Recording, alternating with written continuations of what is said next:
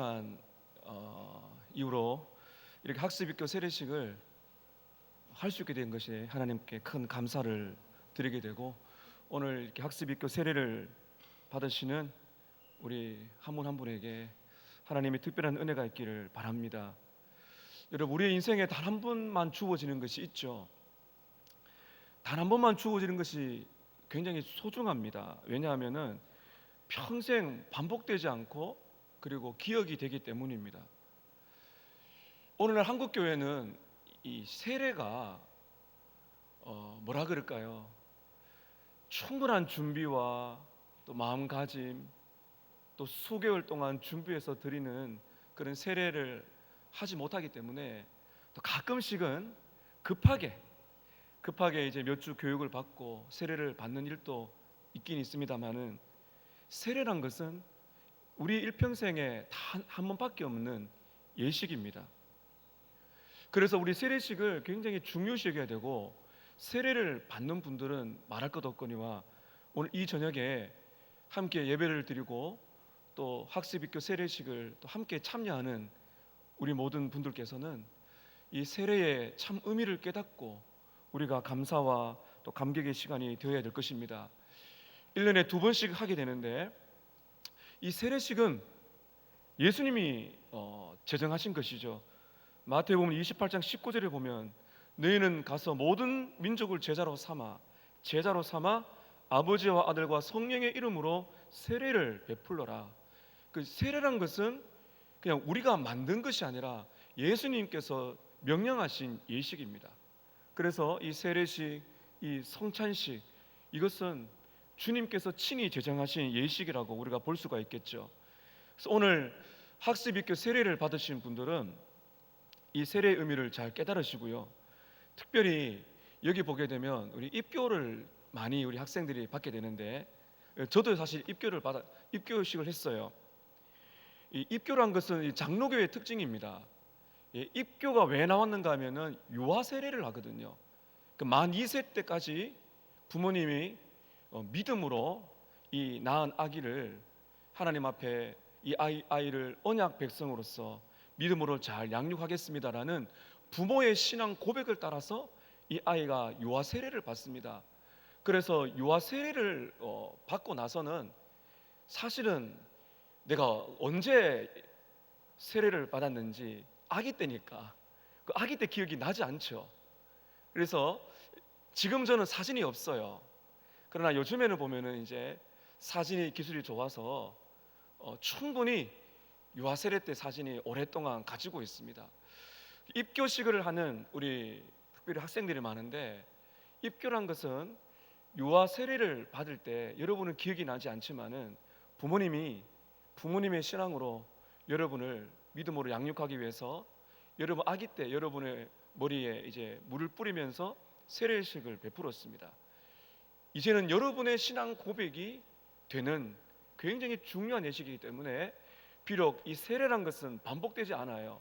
그래서 어떤 분들은 가끔씩 다시 세례를 받으면 어떻습니까 하는데, 우리는 재세례파가 아니에요.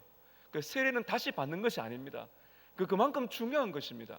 그래서 세례를 받을 때는 진짜 자기의 신앙 고백이 너무나 중요한 것이고, 입교를 하는 우리 분들은 비록 다시 세례식을 받지는 못하지만은 마치 세례를 경험하는 것처럼 여러분이 신앙 고백하신다면 큰 은혜가 될 것입니다.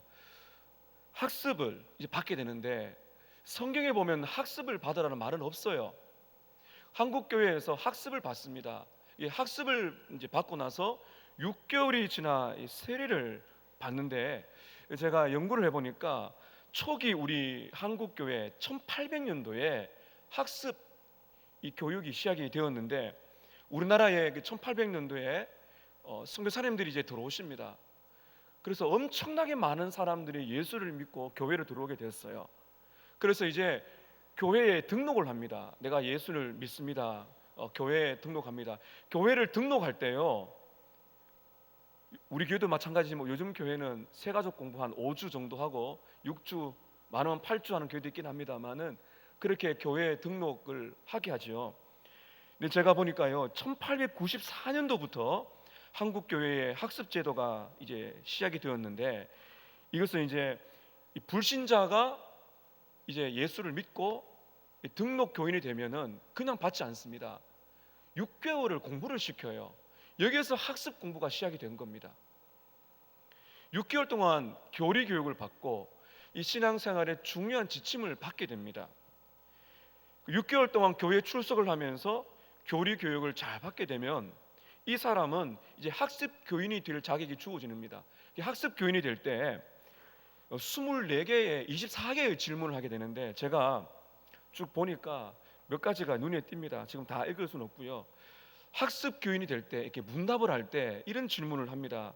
왜 당신은 그리스도인이 되려 합니까? 오늘 당신이 죽어 오늘 저녁에 죽는다면 어디로 갑니까? 그 이유는 무엇입니까? 십계명과 주기도문을 외울 수가 있습니까? 날마다 기도하십니까? 하루에 몇 번 기도하십니까? 모든 우상을 숭배하는 것을 포기했습니까? 날마다 성경을 읽습니까? 얼마나 지속적으로 성경을 읽습니까?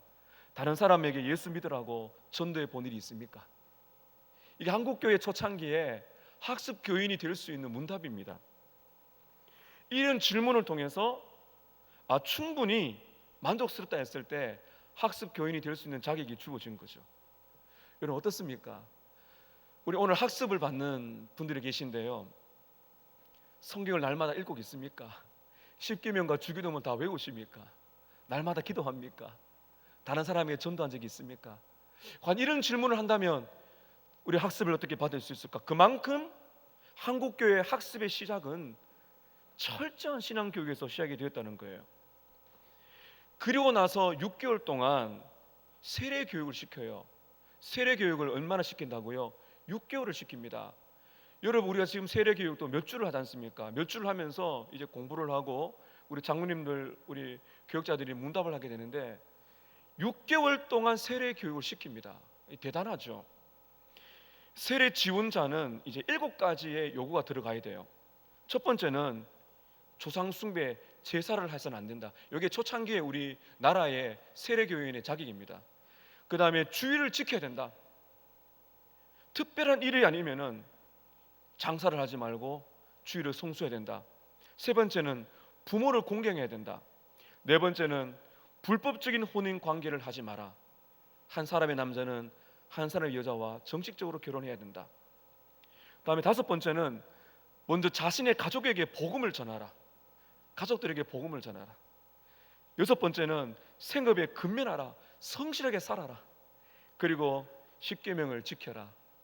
7번째는 악한 범죄를 피하라. 거기 보면은 술 취하지 말고 노름을 하지 말고 싸우지 말고 살인과 상해를 하지 마라. 그 다음에 아편을 만들거나, 이 마약이거든요. 아편, 마약을 만들거나 먹지 말고 팔지 마라. 도박을 하지 말고 어떤 방법으로든지 다른 사람을 타락시키면 안 된다. 이런 조건이 있었다는 것이죠. 그 철저하게 6개월 동안에 신앙교육을 시키고 이 사람이 정말 예수를 믿는 사람으로 공부할 수 있구나. 굉장한 교육을 시킨 것입니다. 그리고는 이제 문답을 합니다. 문답을 할 때 제가 몇 가지를 보니까요, 이렇게 문답을 합니다. 학습 교인이 된 후에 6개월 동안 신앙생활 하는 것이 기쁩니까? 주일을 성수하십니까? 가정 예배를 드립니까? 술을 마십니까? 집에 술이 있습니까? 세례를 왜 꼭 받아야 됩니까? 다른 사람에게 예수님을 전한 적이 있습니까? 이렇게 교육을 시키고요, 이런 이제 대답과 기준에 만족했을 때 세례를 베풀고 교회의 정회원으로 받아들였다는 것입니다. 제가 이제 이거를 쭉 읽어보면서 참 느낀 바가 많았습니다. 저도 반성도 많이 해야 되고, 과연 요즘에 6개월 동안 세례 교육을 시키는 교회가 있을까? 6개월 동안 학습 교인을 위해서 공부하는 교회가 있을까? 요즘에는 교회 등록하기가 얼마나 쉽습니까? 제대로 충분한 교육이 없어도 이렇게 살아가죠. 제가 오늘 이야기를 꺼내는 이유가 있습니다. 오늘 특별히 학습입교 세례를 받는 분들에게는 이러한 요구를 지금 물을 수는 없지만은 딱 한 가지는 확신해야 됩니다. 여러분의 신앙생활이 오늘 학습 입교 세례에 문답을 할 때 예라고 대답을 해야 되거든요. 만약 여러분이 아니오고 말하면은 오늘 받을 수가 없어요. 여러분께서는 공부를 하시고 교육자를 통해서 가능한 공부도 배우시고 문답을 하셨는데 진심으로 여기에 예스가 되어야 됩니다. 맞습니다. 내가 이 신앙이 내 고백이 맞다고 고백이 되어야 돼요. 때로는 부모님들이 자녀를 빨리 이렇게 세례를 입교를 시키려고 찾아오시는 경우가 있어요. 그런데 저는 우리 교육자들이 그렇게 말을 하거든요. 공부를 시켜보고 신앙이 제대로 확인이 안 되면 절대로 통과시키지 마라. 이해가 되시나요? 여러분이 별로 안 좋아하실지는 모르겠습니다만은 저는 그것이 맞다고 생각합니다. 그냥 대충 하고 대충 주게 되면 그 사람의 영혼에 좋지 않아요. 그 세례식이 그다지 감동스럽지가 않습니다. 세례는 굉장히 까다로워야 되고 세례식은 감동적이어야 됩니다. 앞으로 이것을 위해서 우리 교회도 많이 준비를 하고 해야 되는 것이죠. 그리고 공부도 이렇게 두세 번 살짝 들어와서 아이고 다른 분도 봤는데 저도 좀 세례 받게 주세요.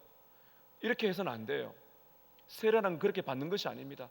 철저하게 공부하고 철저하게 신앙 고백이 될 때 주게 되는 것이죠.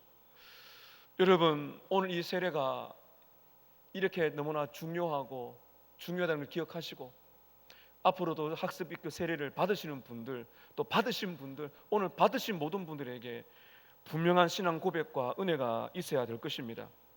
저는 오늘 우리가 왜 세례를 받는가 1년에 2번씩 이렇게 말씀을 전하는데, 오늘 이 사도 바울이라는 신약 성경에서 가장 탁월한 신자라고 볼 수가 있는데, 이 바울이 어떻게 세례를 받게 되는지 과정을 통해서 이 세례의 의미를 크게 두 가지로 여러분께 말씀을 드리려고 합니다. 성경에 보면요, 예수님을 믿지 않다가 극적으로 회심하는 사람들이 있습니다. 그런데 가장 드라마틱하게 변화되는 사람이 바로 오늘 우리가 읽은 바울입니다. 이 바울은 사도행전 9장에 보게 되면 이 바울이 변화가 되는 과정이 나오고, 이 사도행전 9장뿐만 아니라 간증을 합니다. 22장과 사도행전 22장과 26장에 보면 사도 바울이 자신의 이 간증을 2번을 합니다. 그만큼 자기가 변화된 것이 엄청난 은혜고 복음 전도의 중요한 요소가 되었다는 것을 알 수가 있습니다. 오늘 22장에 어떻게 이 바울이 예수를 믿게 되었고 세례를 받게 되었는가 한번 보도록 하겠습니다.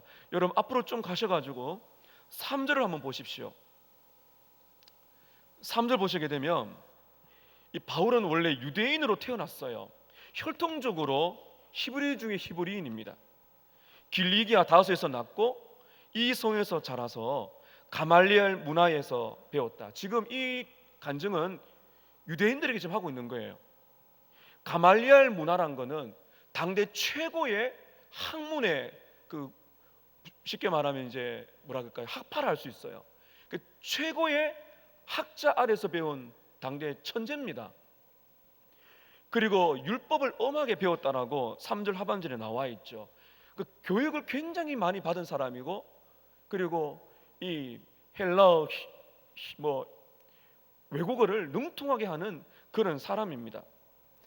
그리고 열심히 있는 사람이에요. 3절 하반절에 보면 너희 모든 사람처럼 하나님께 대하여 열심히 있는 자라. 신앙생활을 게을리하게 하는 사람이 아니에요. 그런데 유대교를 믿었지 예수를 믿은 것이 아니에요.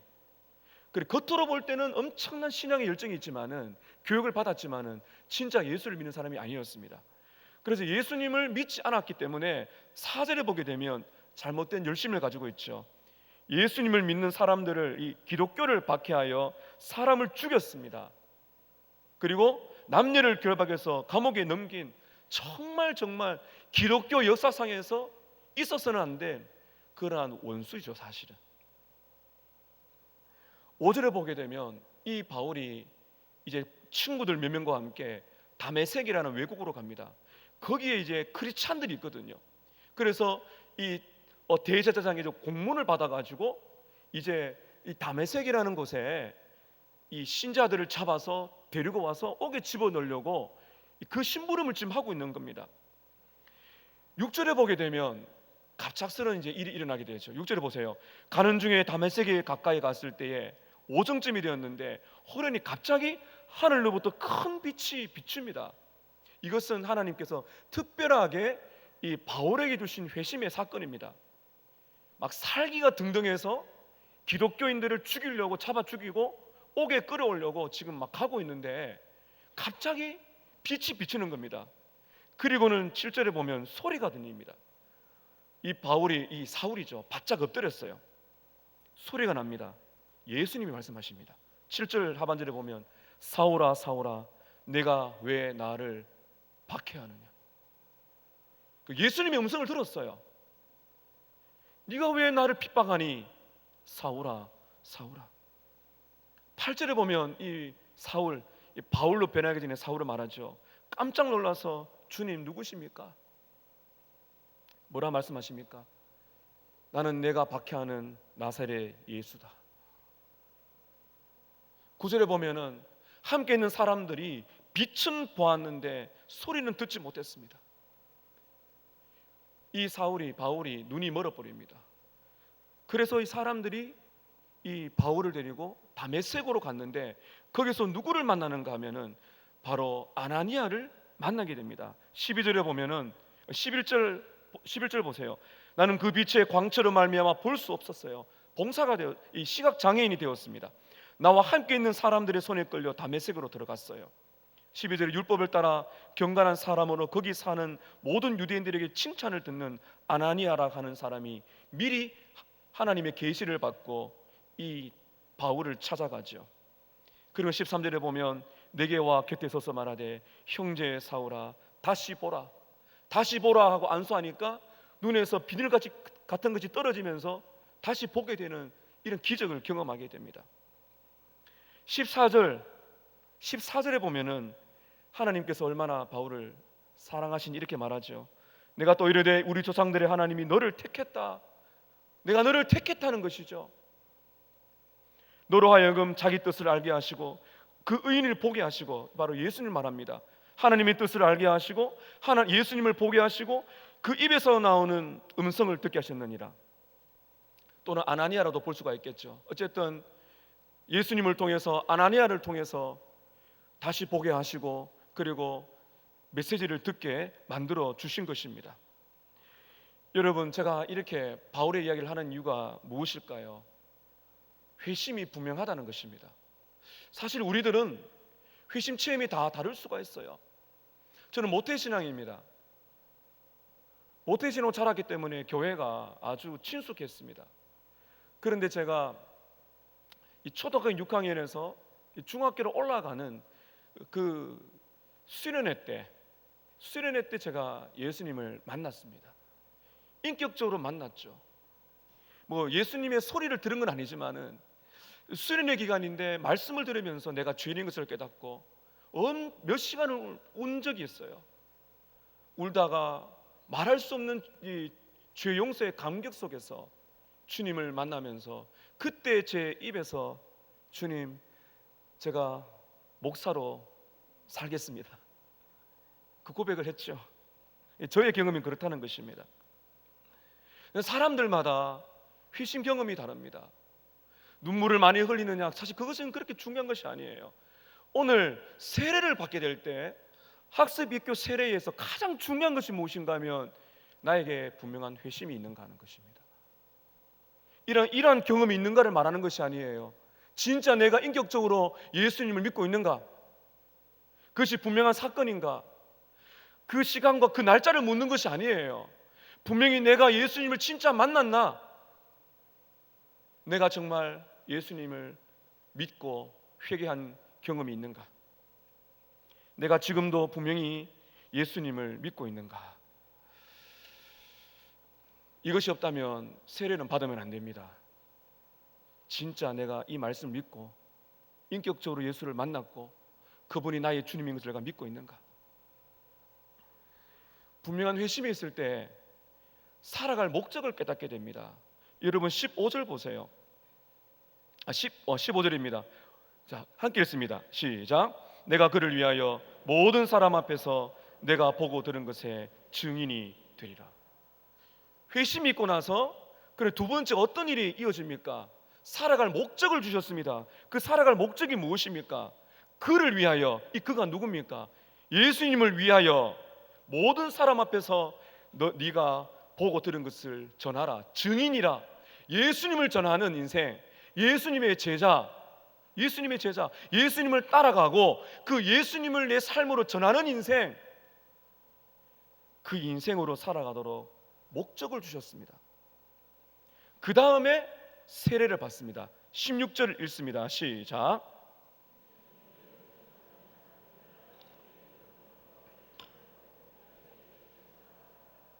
왜 주저하느냐? 일어나 주의 이름을 불러 세례를 받고 너희의 죄를 씻으라 하더라. 세례를 받죠. 주님의 이름을 부르고 세례를 받습니다. 이 세례가 왜 중요한지는 어떤 의미인지 제가 이제 말씀드릴 거예요. 흐름을 보십시오. 사도 바울은 자신의 회심의 경험을 잊지 못합니다. 잊을 수가 없죠. 예수님을 핍박하고 예수 믿는 사람들을 죽이는 데 앞장서고 감옥에 넣었던 이러한 죄인 중에 괴수라고 인생을 돌아보고 있는데, 예수님을 만난 그 회심의 그때를 잊을 수가 없죠. 그때를 묵상하면서 은혜 가운데 사는 것입니다. 그 결정적으로 중요할 때 이 간증을 두 번 한 것이죠. 이 간증을 하고 있는데 뭘 오늘 말하고 있나요? 사도행전 9장과 22장과 26장에 나오는 간증의 내용은 좀 달라요. 22장에 보면 세례 이야기를 합니다. 단 한 번의 세례지만은 평생 잊지 못할 회심 사건과 더불어 일어나고 있는 세례. 세례는 한 번 받지만은 평생 잊어서는 안 되는 나의 간증이 되어야 된다는 것입니다. 오늘 이 말씀을 가지고 이제 결론을 맺습니다. 세례는 왜 받아야 할까? 오늘 이 말씀 가지고 여러분께 두 가지를 말씀드려요. 세례는 왜 받아야 할까요? 외적으로 보면은 침례교에서는 강단에 욕탕이 있어요. 아니면 강물에 가기도 합니다. 그래서 사람이 거기에 뒤로 물에 다 들어가요. 그리고 우리 장로교는요, 이것을 상징으로 보기 때문에 우리가 약식으로 이제 물을 여러분의 머리에 뿌리게 되죠. 세례는 외적인 예식입니다. 구원을 받기 위해서 세례를 받는 것이 아닙니다. 이해가 되십니까? 구원을 받기 위해 세례를 받는 것이 아니고 내가 구원을 받았기 때문에 이제 예식을 받는 거죠. 그래서 여러분 세례를 받게 될 때, 학습 있게 세례를 받게 될 때 정말 중요한 것은 진짜 내가 예수를 믿고 있는가, 이게 너무나 중요하다는 것입니다. 세례는 왜 받아야 할까요? 오늘 말씀에 의하면 첫 번째는 내가 예수님의 제자라는 것을 외적으로 표현하는 예식입니다. 내가 누구의 사람인가? 바울을 보세요. 회심한 다음에 예수님 말씀하시지 않습니까? 너는 나의 증인이다. 그리고 나서 세례를 받았어요. 우리가 좀 전에 읽었지만 마태복음 28장 19절에 예수님이 명령하셨죠. 너희는 가서 모든 민족을 제자로 삼아 아버지와 아들과 성령의 이름으로 세례를 베풀라. 세례는 무엇입니까? 세례는 제자를 삼는 방식입니다. 여러분 세례를 받을 때 오늘 여러분 분명히 여러분 고백하셔야 됩니다. 나는 이제 예수님의 사람입니다. 나는 예수님의 제자입니다. 그리고 하나 더, 나는 영광스러운 서머나 교회의 회원입니다. 멤버입니다. 이런 다른 멤버, 우리가 아이디 카드 많지 않습니까? 다른 멤버 중요한데 내가 예수님의 제자입니다. 그리고 서머나 교회 세례교인입니다. 여기에 여러분 자부심을 가지셔야 됩니다. 실제로 초대교회 때, 그리고 이 기독교 역사에 보면 이 세례식을 제대로 준비했을 때 여러분 한번 감격을 생각해 보세요. 6개월 동안, 아니 학습부터 하면 1년 동안 세례를 준비합니다. 교일의 교육을 철저하게 받습니다. 삶의 변화가 있는지, 성경을 얼마나 읽었는지 이걸 꼼꼼하게 체크를 하고, 제가 들은 바로는 어떤 분은 세례를 받기 전에 일독을 합니다. 신구약을. 그렇게 준비하니까요, 세례를 받는 그 순간에 막 웁니다. 얼마나 감격스러운지. 나는 예수님의 증인입니다. 나는 예수님의 제자입니다. 나는 서머나 교회의 정식 멤버가 되었습니다. 여러분 이것에 참 감동이 있어야 되는데 여러분 있으신지요? 여러분이 서머나 교회 교인인 것이 감동이 되세요? 이 기쁨이 있으세요? 한 분이라도 아멘 하시면 좋겠는데 별로 반응이 없으시네요. 만약 여러분이 저에게 목사님 어떠세요? 목사님이 밖에 나가시면 서머나 교회 담임 목사님 것이 기쁘십니까? 기쁘죠. 자랑스럽죠. 하나님이 보내신 곳이다. 하나님이 여기에 나를 보내셔서 예수의 제자로 선포하고 예수님의 증인으로 살아간다. 여기에 대한 기쁨이 없다면 목회를 못하죠. 여러분 어떻습니까? 이렇게 힘들고 어려울 때 내가 서머나 교회에서 세례를 받았습니다. 나는 예수님의 제자입니다. 이 고백이 우리에게 있으려면 정말 학습입교 세례 준비를 잘 해야 되겠죠. 두 번째로 왜 세례를 받습니까? 외적인 예식입니다. 그죠? 내가 예수님의 제자인 것을 공포하는 것. 두 번째는 죄 씻음을 상징하는 거예요. 죄를 씻고 새로운 삶을 산다는 것이 무엇인지를 외적으로 보여주는 중요한 예식입니다. 여러분 다시 한번 말씀을 보십시오. 16절에 이제는 왜 주저하느냐 일어나 주님의 이름을 불러 세례를 받고 너희의 죄를 씻으라. 세례를 받기 때문에 죄를 씻는 것은 아니에요. 말씀 순서는 그렇지만은 죄를 씻는 것은 오직 무엇으로 여러분 죄 용서를 받을 수가 있나요? 누구의 피로요? 예수님의 피로. 그래서 세례를 준다는 것도 왜 우리가 물 뿌리고 물에 들어갑니까? 이 물은 씻는다는 것이거든요. 그래서 여러분 이 세례의 헬라 원문을 보면 이 밥티조라고 제가 강조했지 않습니까? 세례를 베푸는 거 밥티조, 이건 적신다는 거예요. 물에 적신다. 세례를 베푼다는 것은 물을 뿌리는 거예요. 여러분의 세례를 받는 것은 물에 들어간다는 겁니다. 상징적인 것이죠. 물에 들어갈 때 이 더러운 것이 씻긴다는 것입니다. 그래서 이 물은 뭘 상징하는가? 예수님의 보혈입니다. 나의 죄를 위하여 십자가에서 죽으신 그 예수님의 피가 내 몸에 뿌려지듯이